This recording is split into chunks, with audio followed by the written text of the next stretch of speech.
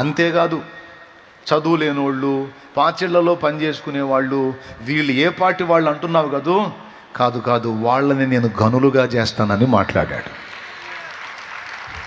నీకు తెలుసా, ఈరోజు ఇన్ని సంఘాలుగా మారి ఇంత పరిచర్యగా రూపాంతరం చెందిన దీని పునాదిలో ఎవరున్నారో తెలుసా? విద్య లేని పామరులు.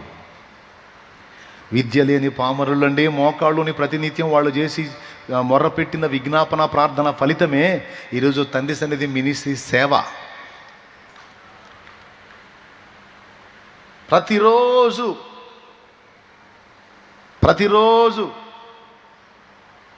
దినమంతా వెట్టి చాకిరి చేస్తారు, ఇళ్లలో పాచి పనులు చేసుకొని వస్తారు, సాయంత్రానికి వచ్చి స్నానం చేసుకొని కుటుంబ బాధ్యతలు నెరవేర్చుకొని సన్నిధికి వచ్చి ఆ పాకలోకే వచ్చి మోకాళ్ళుని రోజు ప్రార్థన చేసేవాళ్ళు.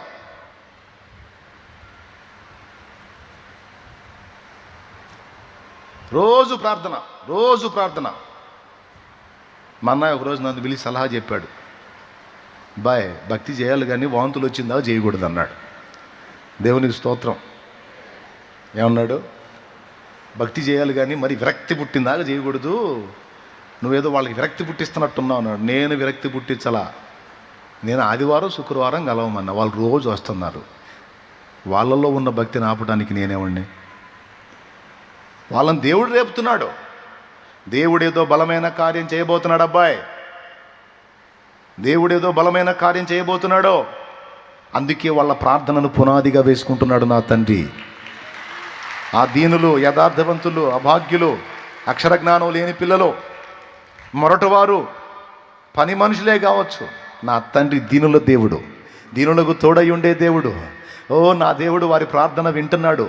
మోకాళ్ళుని వాళ్ళు గార్చే కన్నీళ్లను పునాదిగా వేసుకొని పెద్ద పనికి నాంది పలకబోతున్నాడు నా దేవుడు అని నేను నమ్ముతున్నా. దేవుడు ప్రేరేపించకపోతే దినమంతా వెట్టి చాకిరి చేసి ఒళ్ళు గొల్లై ఉంటుంది వాళ్ళకి. అయినా సరే వచ్చి అంతను మొర్ర పెడుతున్నారు గంటలు అంటే వాళ్ళకి దేవుడు భారం ఇవ్వకపోతే బతిలాడితే వస్తారా? పైసలు ఇస్తే వస్తారా? దేవుడు వాళ్ళతో మాట్లాడుతున్నాడు. ప్రతిరోజు మీరు కావాలంటే చూడండి, నైటు ఇక్కడ కూర్చొని నైట్ అంతా మోకాళ్ళు వేసి మొర పెడతా ఉంటారు. ఇక్కడ రోజు గుంపు. నేను ఎన్నిసార్లు వచ్చానో మధ్యరాత్రుల్లో. ఒక్కోసారి 3ంటికి వస్తా, ఒక్కోసారి 4ంటికి వస్తా, ఒక్కోసారి 2ంటికి వస్తా, 2:30కు వస్తా. వచ్చినప్పుడల్లా ఇక్కడ మోకాళ్ళు వేసి మొర పెడతా ఉంటారు, అయ్యా అని. ఎన్ని డబ్బులు ఇస్తే వస్తారు? ఆ భారం ఎవరిచ్చారో వాళ్ళకి నా దేవుడిచ్చాడు వాళ్ళకి ఆ భారం.